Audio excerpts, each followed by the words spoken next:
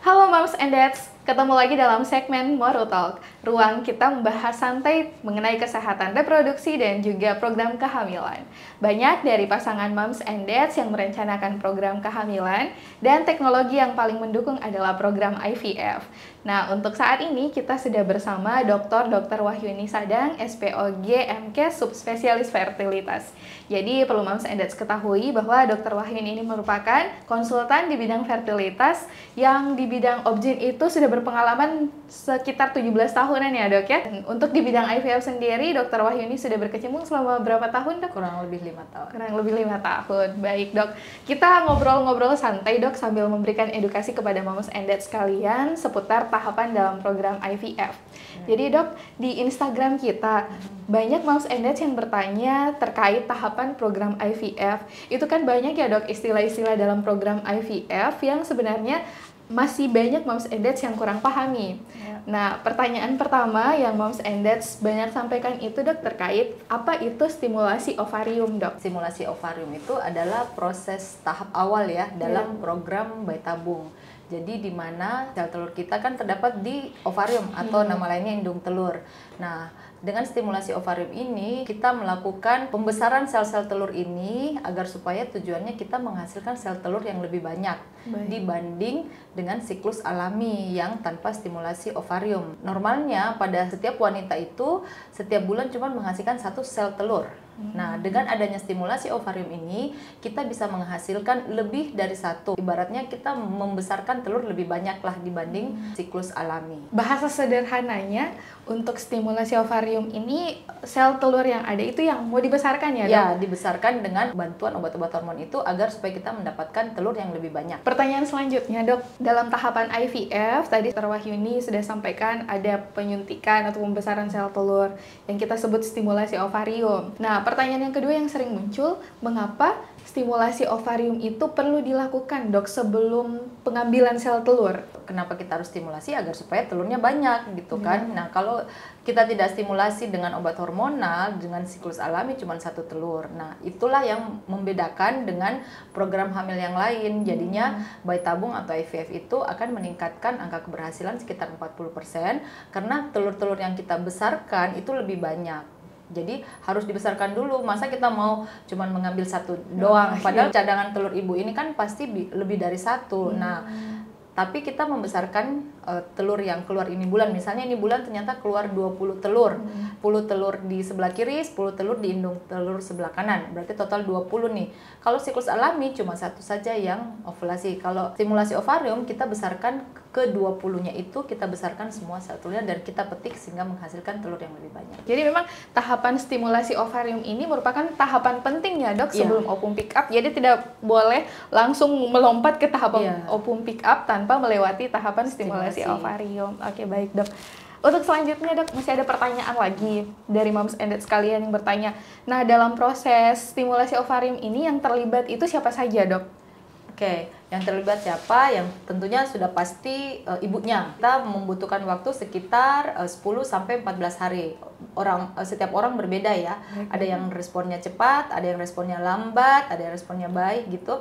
Nah, kadang-kadang kalau yang responnya baik kurang lebih sekitar 10 sampai 12 kita stimulasi, kemudian 36 jam kemudian kita petik. Paling lama lah 14 hari gitu. Jadi kita fokusnya ke ibu saja. Kita belum membutuhkan suaminya gitu. Tapi ada peran secara psikis dukungan dari suami juga. Oke, baik dok. Jadi kan program bayi tabung ini bisa dibilang salah satu tahapan yang sebenarnya cukup kompleks ya dok ya. Jadi meskipun dalam proses stimulasi ovarium tidak langsung melibatkan suami, tapi dukungan dari suami ini sangat dibutuhkan ya dok ya. Pertanyaan selanjutnya untuk Moms and Dads sekalian masih banyak yang bertanya dok tentang kapan stimulasi ovarium dilakukan. Biasanya kita memulai rata-rata ya, lebih sering kita memulai itu di hari kedua atau hari ketiga menstruasi. Nah, itu yang paling sering kita gunakan. Tetapi ada juga teknik stimulasi lain, bukan di hari kedua, ketiga. Bisa di hari ke-21 haid, bisa. Tetapi lebih sering kita lakukan di hari kedua, ketiga, di saat menstruasi kita lakukan stimulasi. Sangat menarik. Tadi yang sempat Dr. Wahyuni sampaikan bahwa stimulasi ovarium itu dilakukan di haid hari kedua atau di haid hari ketiga. Nah, banyak pertanyaan juga dok dari Moms and Dads sekalian yang bertanya kenapa ya program stimulasi IVF itu harus dilakukan di haid hari kedua dan ketiga. ketiga, Dok? Ya, jadi stimulasi ovarium itu lebih sering kita lakukan di hari kedua ketiga karena setiap bulan sel telur basal yang keluar itu biasanya memang kita bisa menghitungnya di hari kedua atau ketiga siklus haid. Jadi setiap bulan itu akan berubah. Nah, normalnya sih kalau memang AMH-nya normal sekitar 1,2 ke atas, normalnya kita akan dapat 5 sampai 20 sel telur atau follicles dalam setiap bulannya, satu indung telur. Nah, kalau mau lihat dasarnya berapa telur yang keluar, ya biasanya kita ngecek di hari kedua atau ketiga.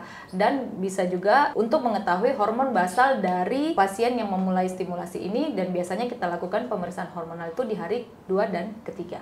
Oke, baik, Dok. Jadi memang ada pedomannya ya, Dok, untuk Ada. stimulasi ovarium itu tidak boleh dilakukan di hari apa saja. Ya. Tapi ada pedoman tertentu Ada. harus di haid hari kedua atau di haid hari Ya. ketiga. Nah, pertanyaan selanjutnya, Dok, karena untuk proses stimulasi ovarium ini kan membutuhkan waktu yang cukup lama Ya. ya, Dok ya. Untuk proses stimulasi ovarium sendiri ini dilakukannya bisa di mana saja? Apakah harus di klinik atau bisa di rumah atau bisa di mana saja, Dok? Di mana bisa dilakukan stimulasi? Sebenarnya sih untuk langkah awal kalau ibunya bisa menyuntik sendiri atau pasangannya, suaminya ceritanya atau ada anggota keluarga yang bisa membantu, sebenarnya tidak mesti harus di klinik ya. Iya, Dok. Tapi biasanya pertama kali penyuntikan kita akan mengajarkan bagaimana cara menggunakan obat-obat hormonal injeksi ini, tata caranya, dan kemudian kalau pasien berani silahkan melakukan penyuntikan di rumah. Jadi dilakukan secara mandiri. Jadi tidak harus di klinik, bisa di rumah. Bisa di rumah. Tapi melalui edukasi dulu ya, Ya. Dok, sebelum dilakukan. Nah, pertanyaan terakhir, Dok, terkait program stimulasi dalam tahapan bayi tabung.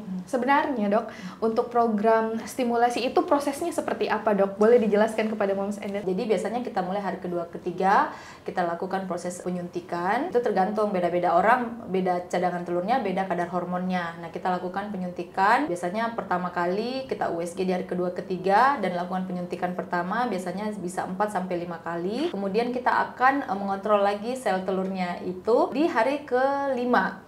Untuk melihat nih ini telurnya sudah berkembang. Kalau misalnya ukurannya sesuai berarti dosisnya tetap di situ. Nah, kalau misalnya tidak berarti kita biasa kadang naik dosis. Jadi bisa naik bisa turun juga. Kemudian kita kontrol mungkin prosesnya itu selama sampai sebelum petik itu sekitar 3 atau 4 kali.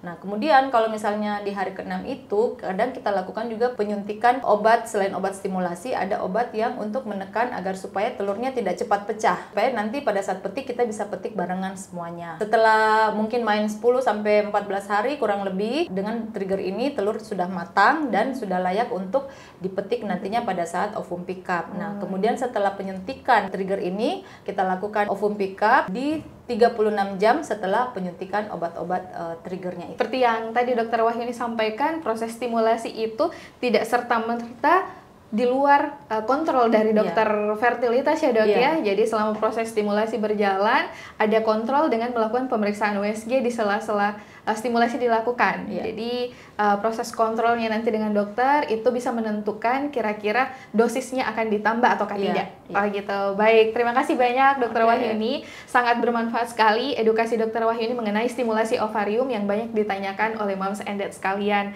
Tapi untuk episode Moro Talk kita tidak berhenti sampai di sini saja ya, Dok ya. Karena masih banyak episode-episode lain yang sepertinya tahapan IVF ini masih sangat menarik dan panjang untuk kita bahas. Oke, jadi untuk Moms and Dad sekalian yang masih punya pertanyaan seputar tahapan ataupun proses dalam IVF, boleh sertakan pertanyaan Moms and Dads di kolom komentar dan akan kita bahas di sesi selanjutnya. Oke, Moms and Dads, jadi Moms and Dads kalian tidak perlu ragu lagi untuk memulai tindakan IVF karena di Morula IVF Makassar kita dampingi bersama nurse dan tentunya ada Dokter Wahyuni yang secara pendidikannya Dokter Wahyuni merupakan konsultan fertilitas yang punya banyak pengalaman dalam bidang IVF. Seperti itu. Jadi tentunya kami akan membersamai langkah Moms and Dads dalam program bayi tabung dan kita kedepannya akan selalu memberikan edukasi-edukasi yang bermanfaat untuk Moms and Dads dalam menjalani program IVF. Sampai ketemu Moms and Dads di episode berikutnya. Salam 2 garis.